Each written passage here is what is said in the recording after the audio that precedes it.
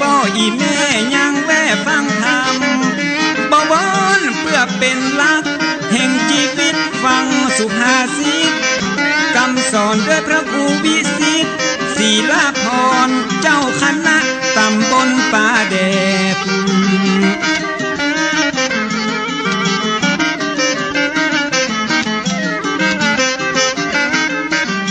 เจ้าอาวาสวัดบางสิงคำมาจะได้น้อมนำธรรมะ108ใกล้ตัวใกล้ตาล้อมแม่ที่เฮาได้หัน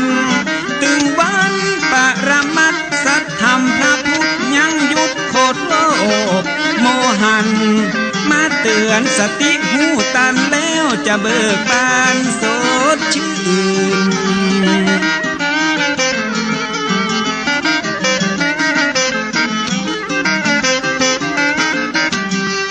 คนดีมีศีลธรรมเหมือนมีเงินปันเงินหมื่นมีศีลบ่ตุกคมคืนมีทำใจบ่อ่อนแอขาดศีลเหมือนปลานินติดเบ็ดขาดธรรมเหมือนปลาเสด็จติดแห่ฟังธรรมเอาธรรมะดูแลถือศีลเอาศีลยึดเหนี่ยว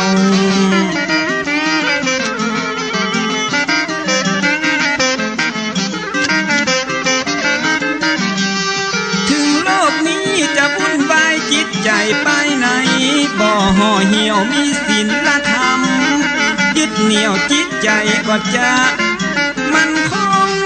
ทุกนักจะกลายเป็นเบาถ้าเฮาหูจักปล่อยปลงธรรมะของพระพุทธถ้าองค์ยืนยงเป็นยาขนานเอก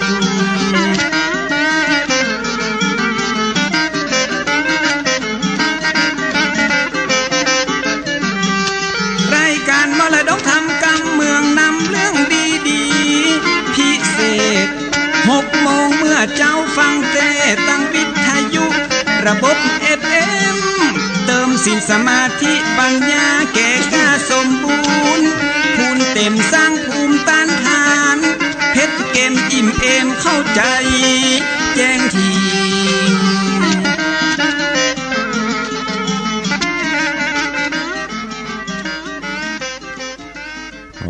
ยกมือ10 นิ้วกราบนบนอบน้อมยังพระติรัตนแก้วเจ้าตั้ง3 ประการอันไม่มีพระพุทธพระธรรมพระสงฆ์อันเป็นสรณะตีเปิ่งตีเคารพนับถืออันสูงสุดในชีวิตกราบคารวะแตบไต้ไวยสาปารมีธรรมประเดชพระคุณหลวงปู่พระเทพโกศลตีปรึกษาเจ้าคณะภาค7เจ้าอาวาสวัดศรีโสดาพระอารามหลวงตำบลสุเทพอำเภอเมืองจังหวัดเชียงใหม่พระเดชพระคุณหลวงป่อท่านเจ้าคุณพระเทพปริยัติเจ้าคณะจังหวัดเชียงใหม่เจ้าอาวาสวัด7 ยอดพระอารามหลวงตำบลจ้างเผือกอำเภอเมืองจังหวัดเชียงใหม่พระเดชพระคุณครูบาอาจารย์ท่านเจ้าพระมหาเถรานุเถระเจ้าคณะพระสังฆาธิการภิกขุสงฆ์สามเณรจุตนจุองค์ด้วยความเคารพเจริญสุขเจริญปอนปออกไม่ออกศรัทธานาบุญติ่นจองห้องวัดจุหนุ่มเท่าใจยิงขอน้อมต้อนรับทุกท่านเข้าสู่รายการ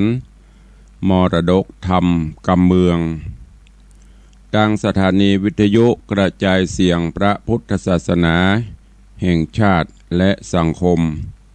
คลื่นเพื่อการศึกษาพระพุทธศาสนาและวัฒนธรรมส่งสัญญาณกระจายเสียงจากห้องส่งวัดไฟหินตำบลสุเทพอำเภอเมืองเชียงใหม่จังหวัดเชียงใหม่สถานีวิทยุพระพุทธศาสนาวัดหนองกายตำบลสันปะย่างอำเภอแม่แตงจังหวัดเชียงใหม่สถานีวิทยุ CM77 วิทยุอินเทอร์เน็ตล้านนาสถานีวิทยุพระพุทธศาสนาจังหวัดเชียงรายตลอดจนวิทยุชุมชนเสียงต่ำสายหอกระจายข่าว ตามวัดตามวาตามหมู่บ้านต่างๆพร้อมกันนี้เจริญปอนสาธุชนญาติโยมติดตามรับฟังทางเฟซบุ๊กเฟซไลฟ์ทางเว็บไซต์ต่างๆบ่ว่าจะเป็นเฟซบุ๊กของ104ธรรมะใครเครียดเฟซบุ๊กของคลื่นเพื่อการศึกษาพระพุทธศาสนาและจริยธรรมหรือว่าคลื่นพระพุทธศาสนาแห่งชาติและสังคมตลอดจนเฟซบุ๊กของวัดวังสิงห์คำเฟซบุ๊กของวัดศรีรัตนมงคลร้องยาวหรือท่านเจ้าทิตสิปโปหลายๆเฟซบุ๊กเนอะที่ได้ลิงก์หรือว่ากดแชร์กดไลค์ลิงก์สัญญาณไปสู่กลุ่มเปื้อนๆได้สดับรับฟังกันอยู่ในเวลานี้รายการนี้ดำเนินโดยอัตมภาพพระครูวิสิทธิ์ศรีลาภรณ์เจ้าคณะตำบลป่าแดดเจ้าอาวาสวัดวังสิงห์คำตำบลป่าแดดอำเภอเมืองเชียงใหม่จังหวัดเชียงใหม่เป็นผู้ดำเนินรายการก็ได้นำเอาธรรมะปืนบ้านล้านนามาพบมาปะ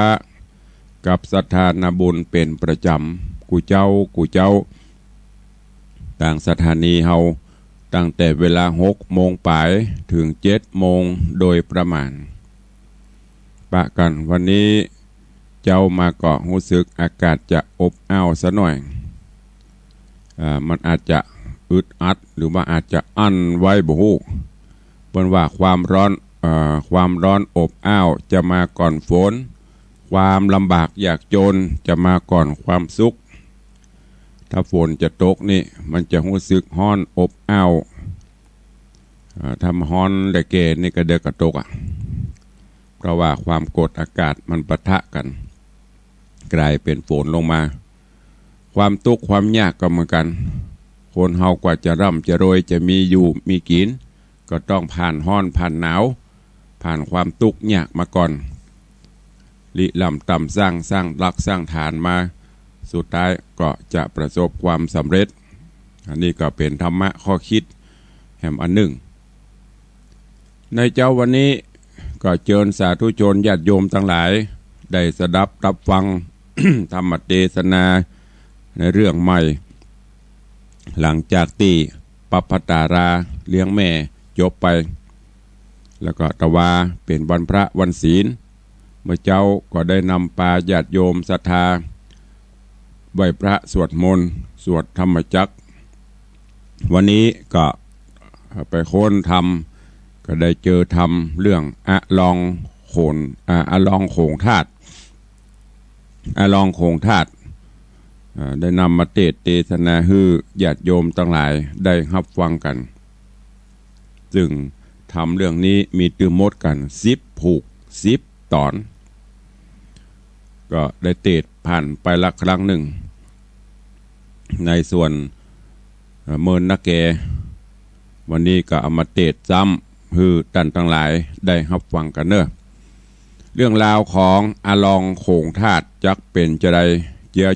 เจริญปอนญาติโยมสาธุชนทุกท่านได้ติดตามรับฟัง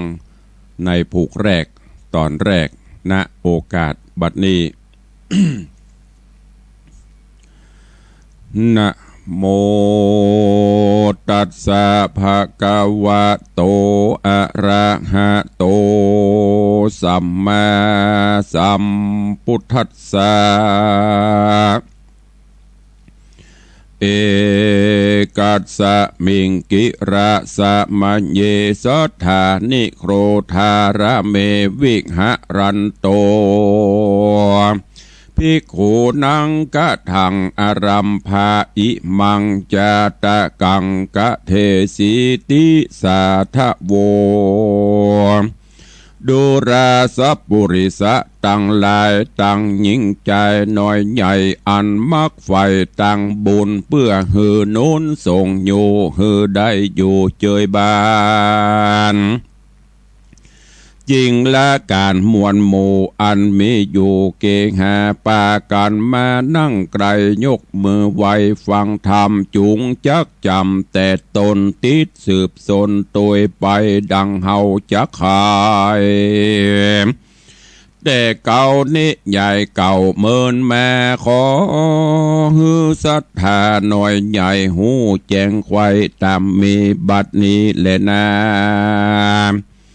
กีระดังเฮาจากหูมณีใส่ปางเมื่อปฏิไวยสัพปัญญูต้นเป็นครูแก่โลกฮือโป้นโศกภัยมานหนีส่งสารออกบวชสร้างผนวดเป็นจีปาละมีเลิศแล้วได้นั่งเต้นเกี่ยวตรัสพญา เป็นพระกวาผู้พาเสดศาสดาเลิศเจียงคันทาลงยานแจ้งจอดหูแจ้งรอดอยู่อันคนสามานน้อยใหญ่ไข่ลุ่มไตปัทวีเตวดามีฝากฟ้าพับแหล่งลามหาพร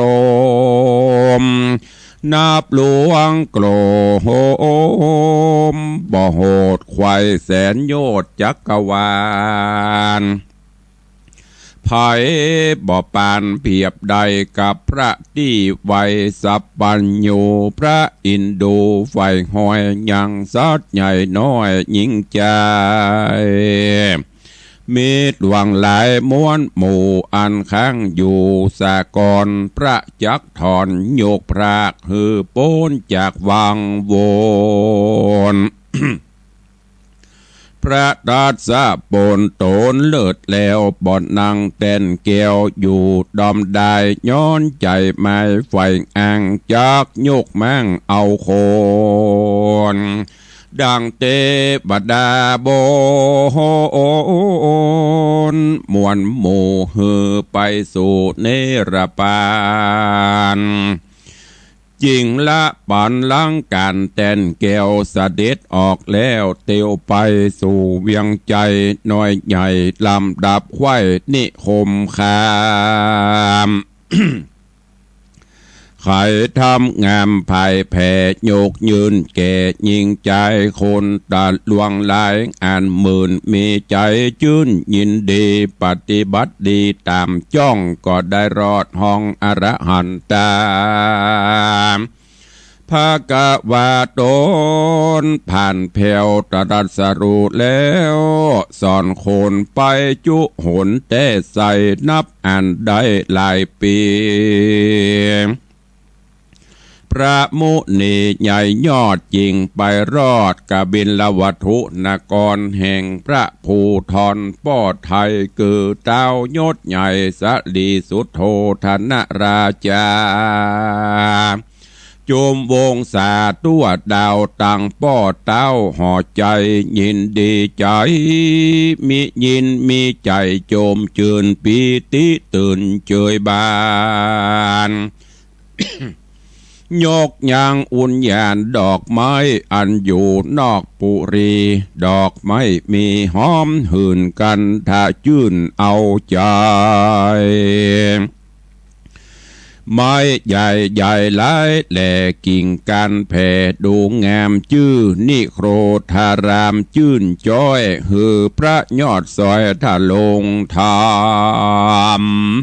กับสังฆะนำมวลหมู่ใดยังอยู่สำราญก็มีหันและนาภะกวาอันว่าพระพุทธเจ้า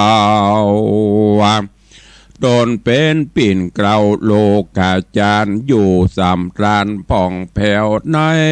อารามเกี่ยวชื่อนิโครธาราม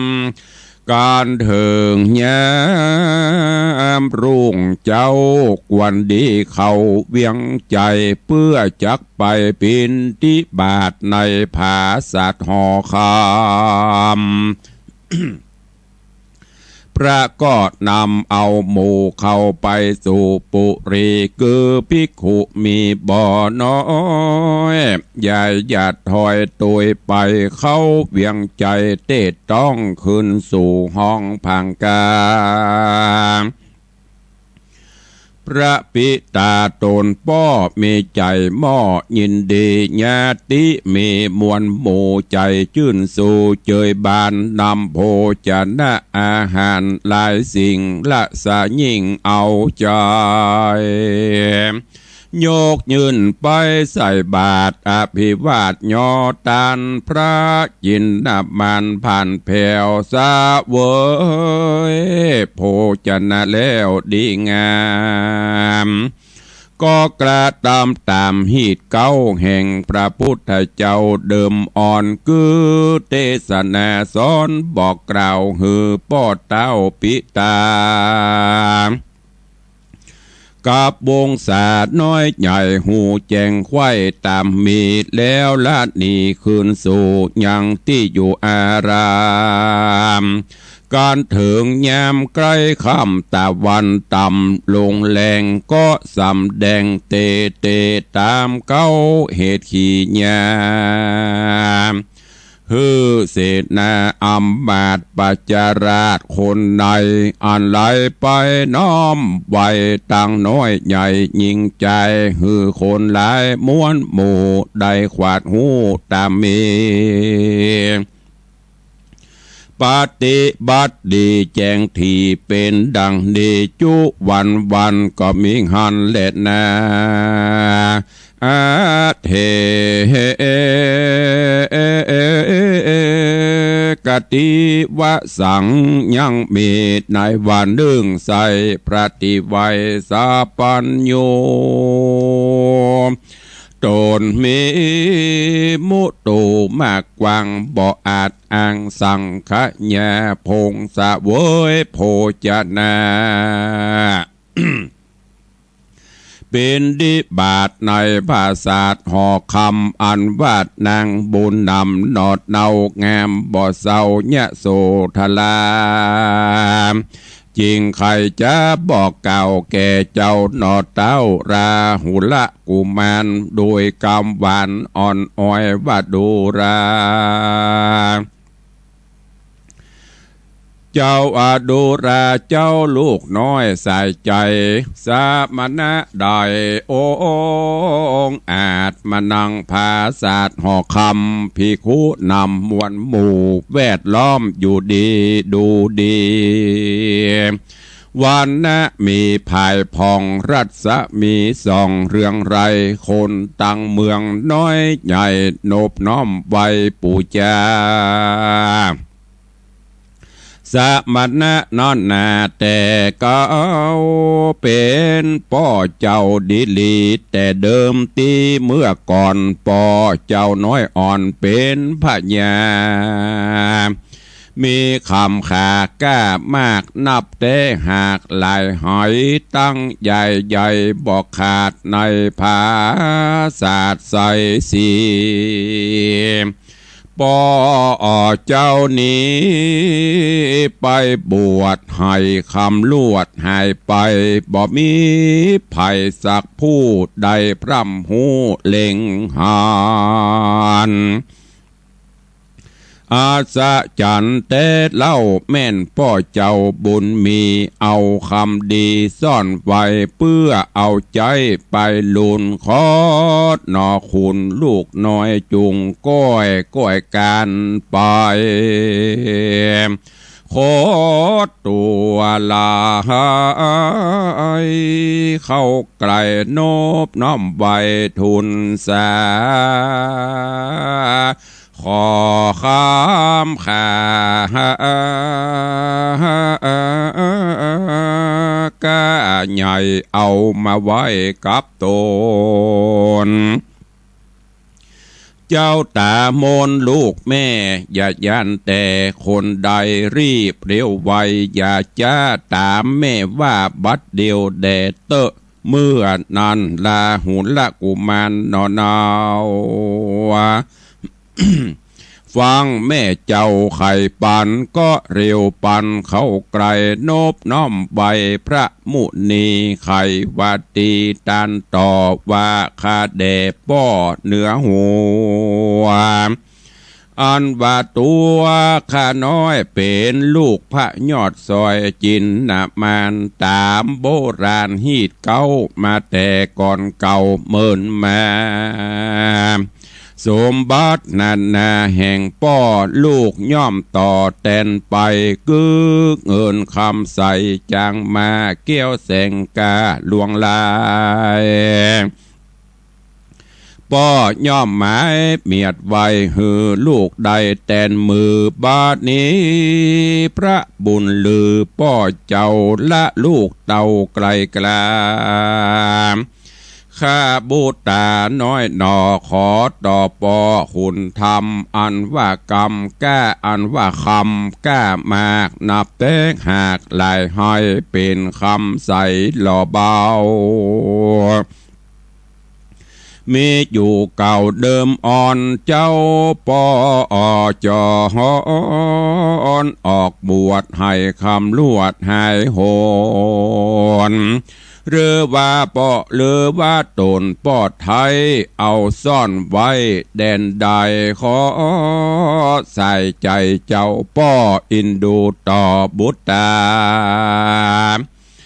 ปันคำขาก้าใหญ่อันหือลูกใดเต้นไปบัดนี้แด่เตเอวังวุฒเตกันว่าลาหุนละกุมารกล่าวแล้วพระโตนแก้วจินนะมานบ่ใครค้านกล่าวถอยซึ่งเจ้าหนอน้อยกำใดกะเต้าเกิดใจบ่ปากกันเมียนจากกิจการคือสะเบยโพจนาการเมียนเดวก็กราดแกล้วลีลานำสั่งขามวลหมู่บอกขึ้นสู่อารามเจ้าคิงลามหนุ่มเดาก็ได้เต้าโดยไปกันเถอในอาวาสก็อภิวาทไข่กำขอเอาคำอยู่จะใจว่าข้าเดพระบาทไทยปิตาจุงขุนนะลูกน้อยได้กล่าวถอยขอวอนอันว่าคำเดิมอ่อนแต่ก่อนป้อเอาซ่อนไว้แดนใดขอจุงไข่กล่าวอูฮือได้หูตามมีขอพระมุนียอดซอยปันฮือลูกน้อยบัดเดียวเดชเตตังสุตัวพระกวาอันว่าพระสัพพัญญูพระพุทธเจ้าตนเป็นปิ่นเกลาติโลกาฟังกำจา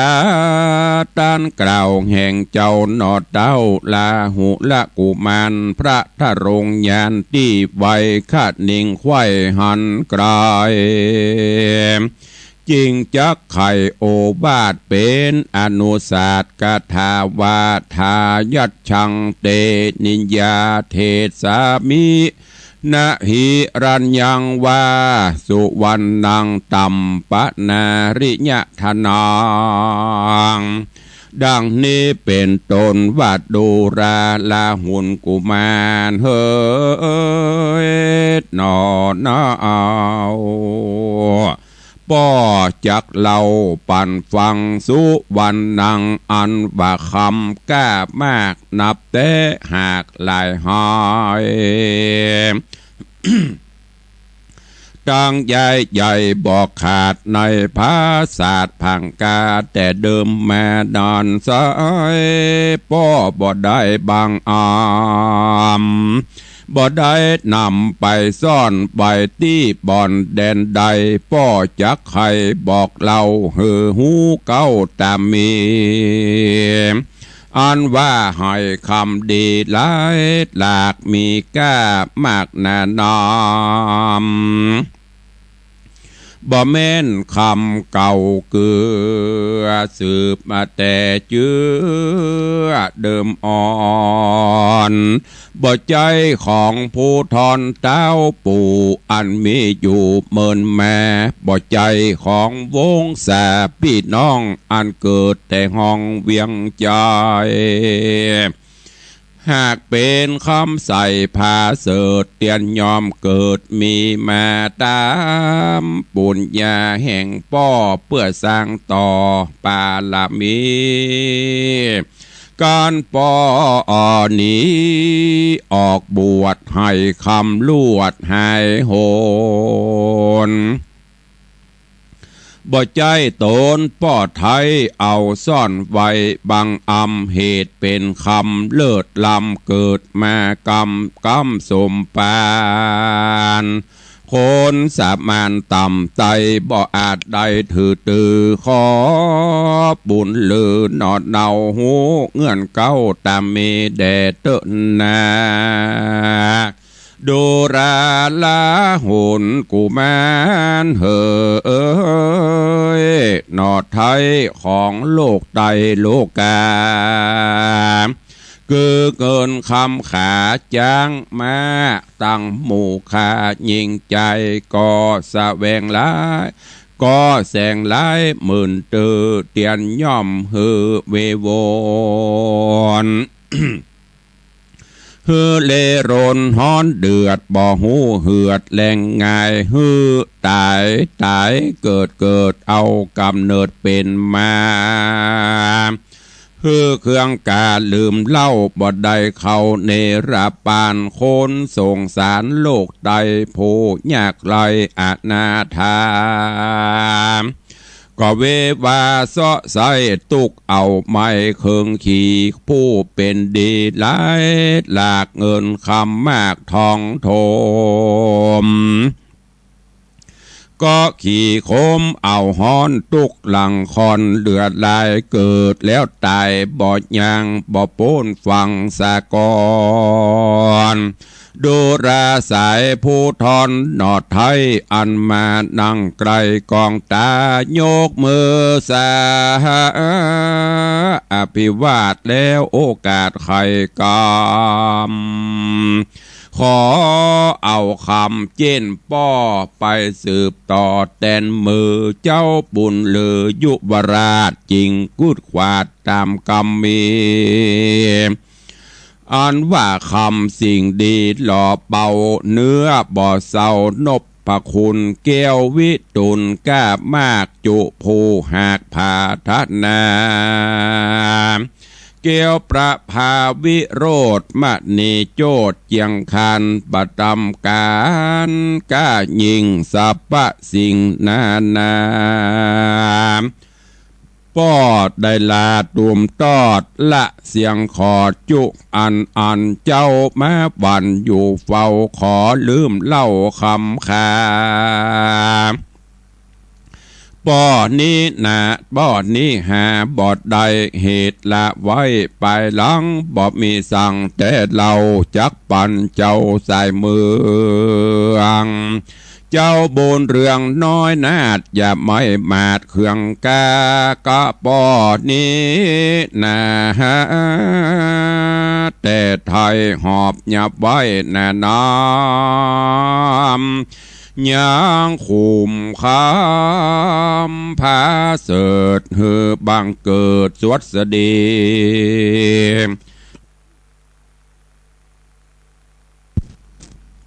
โปนเครื่องขี่โศกเศร้าป่าหือเข้าเนรปานจุมโจรมันอุบาทก็บ่อาจเบียนขวีน้ำปัดหนีบ่ใดไฟบ่ไม่หายสูญเป็นคำหนุนตัวเก่าโป้นแก่เท่าจะลาคำนี้นะบ่ไรป้อมีไว้เหลือลายแม่นเจ้าหมายใจจอดได้ยังยอดคุมคำจูงตามกรรมแห่งป้อมีใจมอบมาไว้ละห่อใจภาษาดละนางราชมันดาละพญาตนปูแล้วมาอยู่อารามละเครื่องงามพิเศษละผ้าเตศกาสีมานุ่งผ้าดีย้อมฝาดตัดเสียงขาดเครื่องเขนเ เป็นสามเณรอยู่เฝ้าตู้คำเจ้าปั้มเปงธรรมจริงได้คำวิเศษป่าโปนเขตสงสารละหุนกุมารดอดไทยมักใครได้คำแดงเป็นของแป้งวิเศษป่าเข้าเขตเนรปานก็ย่อมือสารอภิวาทว่าข้าหน่อยนาดยินดีตามว่าเตที่ป้อบอกปิกปอกไปในจากโอดใจอยู่เฝ้าตามป้อเจ้าไข่กำและนาตังสุตวาภะกวาอันว่าพระพุทธเจ้าโตโหนเป็นปิ่นเกลาติโลกาฟังกำจาตอบถอยแห่งเจ้าดอดน้อยลาหุ่นพระทะลงยานเป็นเจ้าก็หือนอดเนาบุตตาโปงเกษากล่าวเกตทะลงพาวิเศษกาสีละพาวิเศษกาสีแล้วนุ่งพาดีย่อมฝาดเป็นสมณจาตดับเขนก็เป็นสามเณรหนุ่มเดาองค์แรกเก้าแห่งศาสนาก็มีหันและนา นิธิตังขีญาสังวันนาวิเศษจาห้องเหตุธรรมเทศนาเรื่องอะลองคงธาตุผูกต้นก็บังโกมสมฤทธิ์สเดช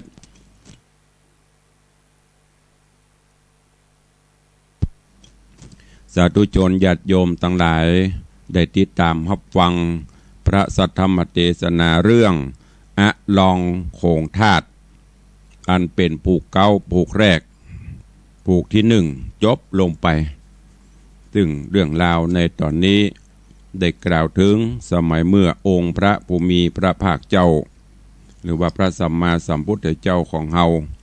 ยังทรงพระชนชีพอยู่และได้ตรัสพญาสัพพัญญูนั่งแต่นแก้วปันลังการพระพุทธองค์ก็ได้เสด็จไปตามมักกะต่างตามบ้านน้อยเมียงใหญ่ลำดับไขว่ไปหลายตีหลายแห่งไปยี่หยังไปเพื่อไปไข่ธรรมหรือว่าไปแสดงธรรมอันเป็นสัจจะความจริงแห่งโลกเผยแผ่ฮือกับสัทธาตายกตาญิกาโปรดเวนยสัตว์บอกว่าใหญ่น้อยยิงใจเพื่อให้มีจิตใจยินดี ให้ได้ปฏิบัติตามจ้องตามตำนองครองธรรมเพื่อที่จะได้น้อมนำเอาตนน้อมนำเอาดวงจิตวิญญาณสู่ห้องเนรปานเมื่อล้มหายตายจากไปพระพุทธองค์ได้นำปาเหล่า ภิกษุสงฆ์ทั้งหลายเสด็จไปจนไปฮอดไปถึงยังเมืองกบิลพัสหรือว่ากบิลวัตถุนครอันเป็นเมืองของป่อคือพระเจ้าสลีสุโธธนะพอไปถึง หมู่เต้าพญาเสนาอำมาตย์ทั้งหลายข้าทาสจะบริพารต่างก็ชื่นชมยินดีปีติชื่นเจยบานพระเจ้าแต่นั้นป่อพญาสลีสุโธธนะด่านเจ้าก็ได้ยกยังสวนอุทยานสวนดอกไม้ที่อยู่ชานเมืองอยู่นอกเมืองก็มีดอกไม้นานาพันธุ์เป็นสวนที่ร่มรื่นรมณียสถานกว้างใหญ่เอายกยื่นถวายฮือพุทธองค์ได้เป็นที่ปั่มเปงเพียรปั่มเปงภาวนาชื่อว่านิโครธารามผลยื่นถวายพุทธองค์ก็ฮับเอาพร้อมด้วยสังฆมนหมู่ก็อยู่ปั่มเปงปฏิบัติธรรมในนิโครธารามก็มันยามเจ้ามาก็ออกไปบิณฑบาตตามกิจวัตรของพระเจ้าประสงค์ตอนค่ำมากับปิกมาพำนักอยู่ที่หั่นเสนาอำมาตย์ข้าทาสจะบริพารมีพระป่อหรือว่าพระปิตา ตลอดบรรดาญาติพี่น้อง ผู้รักผู้ใหญ่ก็มีจิตใจจื่นเจยบานได้นำข้าวน้ำโภชนะอาหารมายืดยอถวายพระพุทธองค์ก็แสดงธรรมให้ฟังโปรดเวไนสัตว์โปรดญาติกามวลหมู่ต่างๆเหล่านั้นเพื่อที่จะให้ได้ละเสียซึ่งกิเลสต่างๆนานาเอาจิตเอาใจยึดมั่นในสรณะคือยึดมั่นในพระรัตนตรัยยังมีวันหนึ่งขณะที่องค์พระสัพพัญญูพุทธเจ้าได้เสวยโภชนะอาหารปิณฑบาตในปราสาทในห้องวิมานในหอคำปราสาทราชวังก็ยโสธราก็มากล่าวมาบอกฮือกับลาหูนกุมารอันเป็นลูกว่าลูกเหยสมณะใดๆที่องค์อาจธนง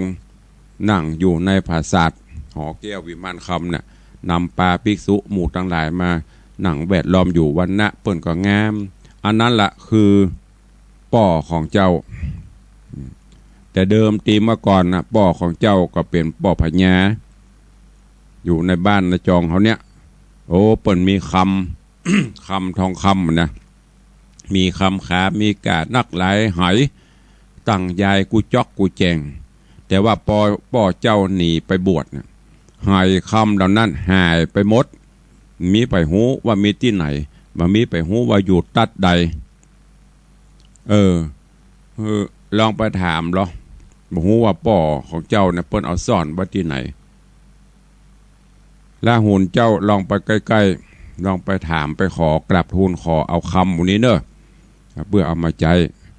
โดยความอ่อนน้อยละอ่อนเนาะแม่บอกกับไปพอโพธิสัตว์เจ้า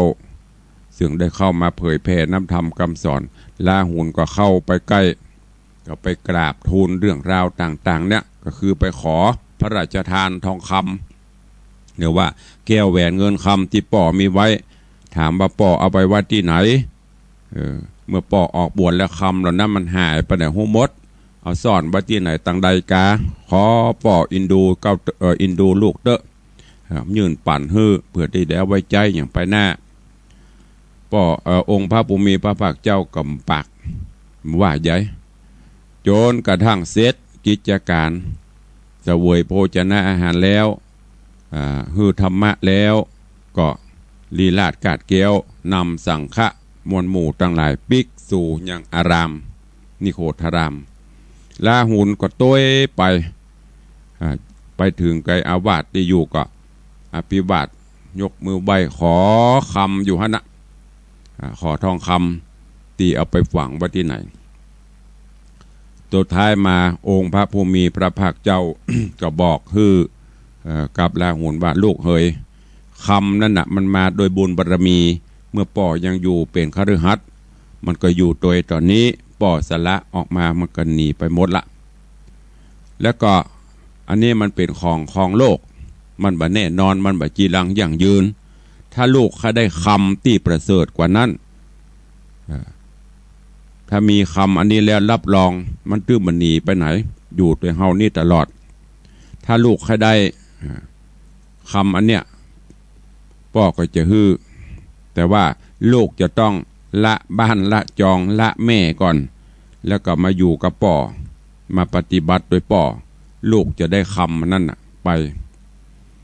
ลาหูนได้ยินอย่างนี้ก็โอ้สบายมันมีปัญหา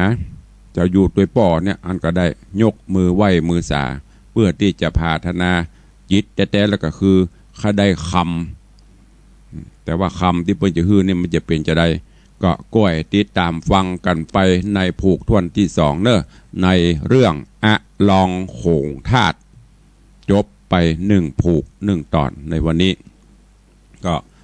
ยังกำลังเข้าสู่เรื่องราวอยู่ก็เดี๋ยวเรื่องตอนต่อไปก็จะได้สรุปให้ฟังเนอะตอนนี้ลาหูนกำลังจะอยู่หรือว่าจะบวชอยู่ตัวบรมศาสดาเจ้าเฮาแล้วก็จะได้คำในที่นี้จะเป็นคำพิลีพะลอคำปอคำปันคำเป็นก้อนกะก็ว่าเป็นคำจะได้ก็ก้อยติดตามท่าฟังกันไปเนอะ วันนี้ก็ขอโป่งวางไว้แต่เพียงเท่าอีวันนี้ก่อนที่เราจะได้เปิดสายอู้เอ่ยกันหน้าใหม่ตุลุงก็ขอเมตตาประชาสัมพันธ์ข่าวสารของต่างวัดเนอะคือกับญาติโยมศรัทธานาบุญทั้งหลายเนื่องจากปีนี้โควิดมันมาเนาะกิจกรรมงานต่างๆของแต่ละวัดก็เงียบดักปิ่งวินบอยปีใหม่ก็ไม่ได้จัดงานอย่างต่างๆก็ไม่ได้แปลงแต่พอดีตอนนี้เปิ้นก็เริ่มปลดปล่อยเริ่มคลายล็อกกันไปพ่องโฮงดังกาโฮงมหรสพอย่างต่างๆก็สถานเรื่องลมบาร์ครับต่างๆเริ่มเปิดตอนนี้เขาก็เริ่มจะเปิดวัดละกูเตือนนี่ปิดของตุลุงไม่ได้ปิดหมดเนอะก็แต่ว่าเขาไม่ได้จัดงานใหญ่งานอย่างบ่ได้ก็เลยว่าขอเชิญญาติโยมศรัทธาเนอร์ในวันที่20เดือนเนี้ยที่จะถึงวันพระวันศีลแน่นี่วันพระวันศีลแน่นี่ก็ขอเชิญเจริญพรสาธุชนญาติโยมทั้งหลายเนอะจะได้ร่วมพิธีส่งน้ำพระธาตุเจ้าเจดีย์เดือน9ดับจึงก็ได้จัดมาเป็นประจำกู้ปีเพราะฉะนั้นก็ขอน้อมเอิญเชิญชวนญาติโยมศรัทธานาบุญเขาเนอะได้มาร่วมไผ่ว่างก็มาบ่ว่างก็เป็นยังแต่ว่ากู้ปี10 กว่าปีมาเขาจัดกัน3 วัน 3 คืนมีใส่ขันดอก108มีกิจกรรมหลายสิ่งหลายอย่างแต่ว่าปีนี้ก็จะจัดหมอกฮื้อเป็นประเพณีกินข้าวน้ำเข้าง่ายแล้วก็เจริญพุทธมนต์เสร็จเรียบร้อยก็ส่งน้ำพระธาตุแล้วก็เลี้ยงเข้าป่าอาหารญาติโยมศรัทธาก็เป็นเซตพิธีเนอะฉะนั้นก็ใครมาร่วมก็ขอเชิญถ้ามาได้เนอะก็มาแต่ว่าการป้องกันเขาก็ป้องกันกันเหมือนตามที่เปิ้นมีคำสั่งใส่หน้ากากล้างมือล้างเจลกันเหมือนเดิมแต่ว่ามันก็ปลดปล่อยลงไปพ่องเพราะฉะนั้นวันเดือน9ดับปีนี้ตรงกับวันที่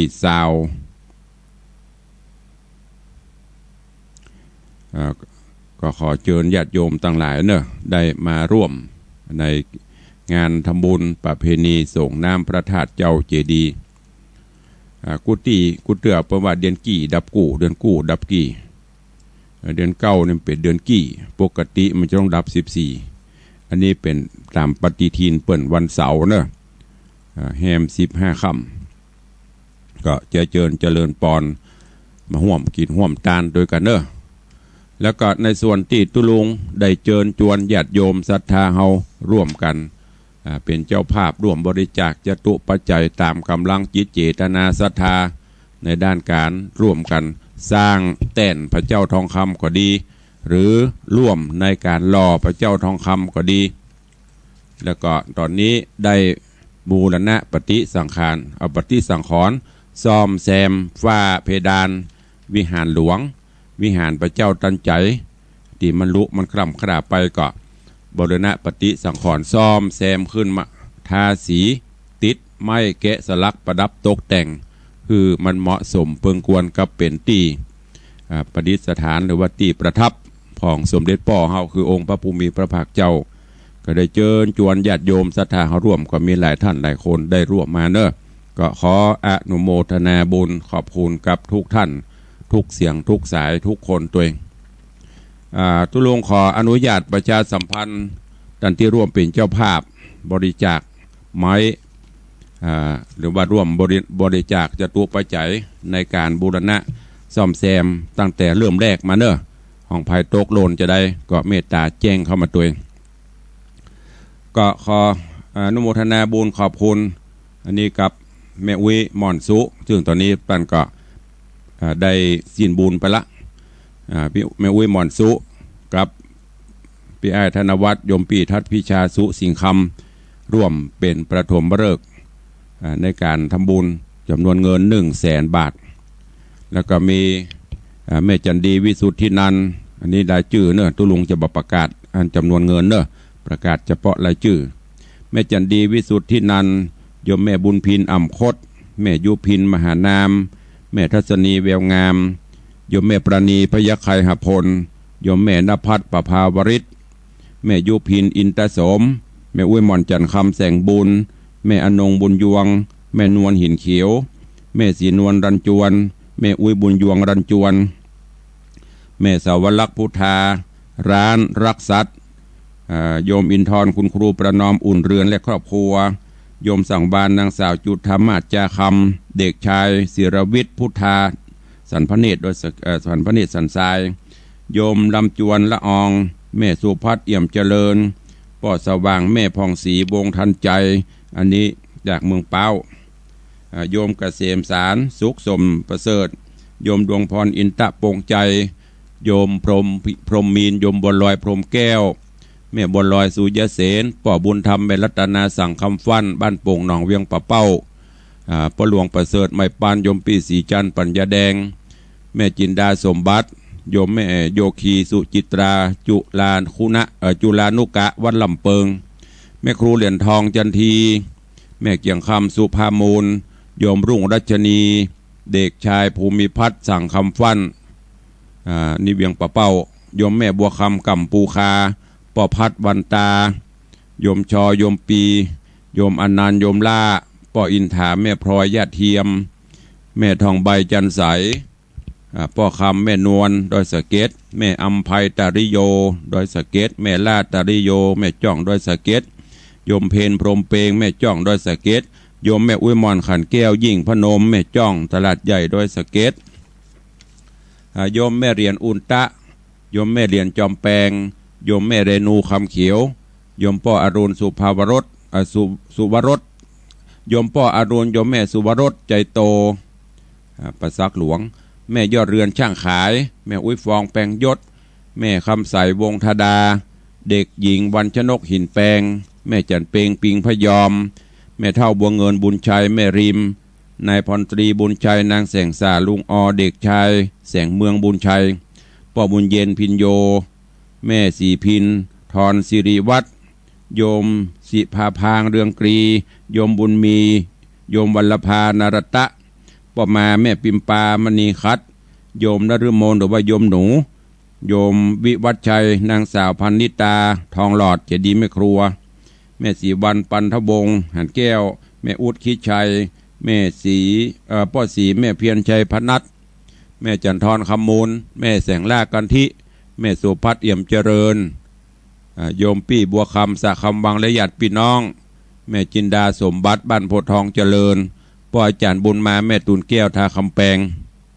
อันของพ่ออาจารย์บุญมาแม่ตูนแก้วนี่เปิ้นรับไม้แกะสลักชุดใหญ่เป็นจำนวนเงิน 5,000 บาทอันนี้เป็นรายนามของท่านที่ร่วมบูรณะบริจาคปัจจัยบูรณะปฏิสังขรณ์เฉพาะในส่วนของไม้แกะสลักประดิษฐานบนเพดานเนอะของภายตกหล่นที่ได้บางท่านอาจจะโอนเข้ามาต่างลายแจ้งเข้าต่างลายแต่ตุลุงไม่ได้ลงตกหล่นก็แจ้งเข้ามาถวยเนอะเอาละใครจะอู้ใครจะเอ้ยใครจะจ้าสนทนากับตุลุงยามเจ้าเข้ามาได้เนอะ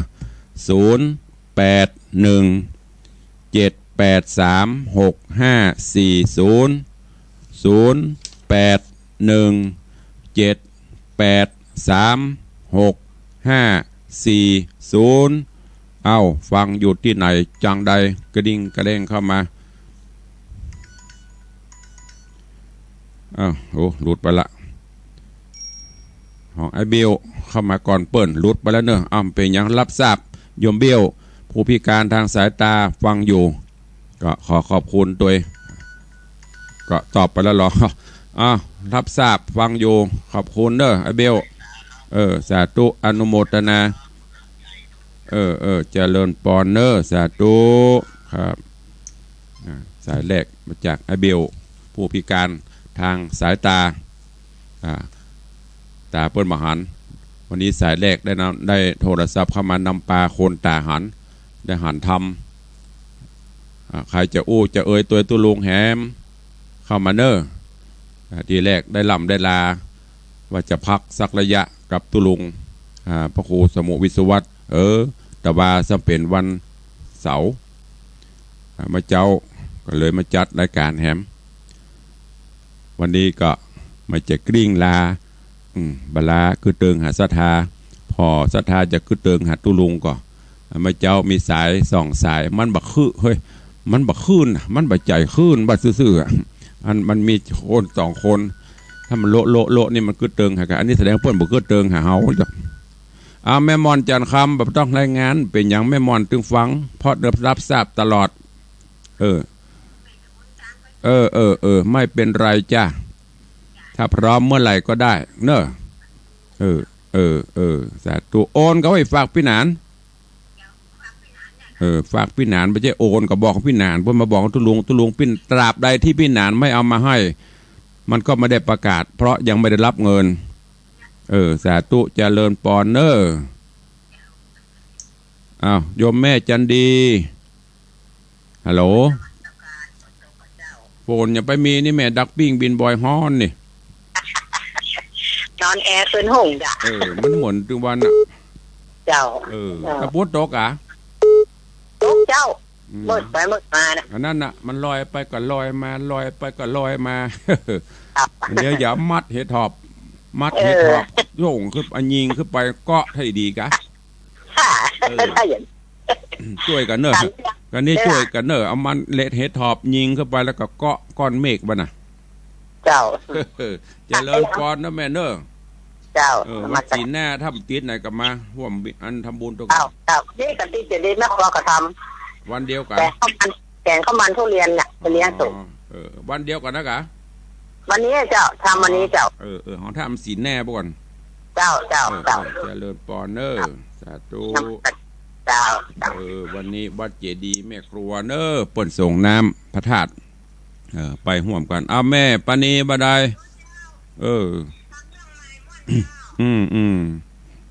สาธุอนุโมทมีกี่คนนับก่อน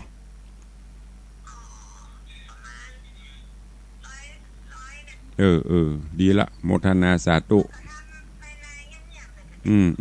นี่ก็จะทำภายในแต่ภายในบางเงียบนะถ้าภายในยังเปิดบอกอยู่อันนี้ก็มาภายว่างก็มาเจริญปอนเนอร์สาธุ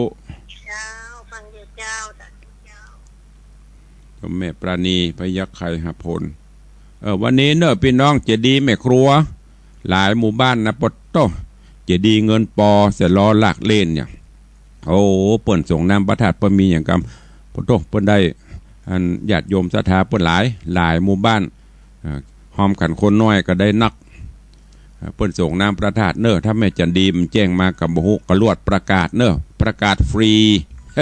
เดี๋ยวแม่จันดีจะมาจ่ายค่าประชาสัมพันธ์เล่นบ่ได้พี่น้องเจดีย์แม่ครัวตลอดจนพี่น้องบ้านใกล้เฮือนเคียงเนอะวันนี้เปิ่นส่งน้ำประทัดเจ้าเจดีย์ที่วัดเจดีย์แม่ครัวเจริญปอนฮัลโหลว่าอย่างวัดหนองไก่เจ้าฟังอยู่นะเจ้าเจริญปอนเนอร์เจ้าโยมณภัทรจากเจดีจากหนองขายรายงานตัวหนองขายเปิดสัญญาณชัดเจนดีขอขอบคุณเด้อเหลือเวลาอีก2 นาทีสุดท้ายไขกึดเติงหาตุลุงพ่องเข้ามา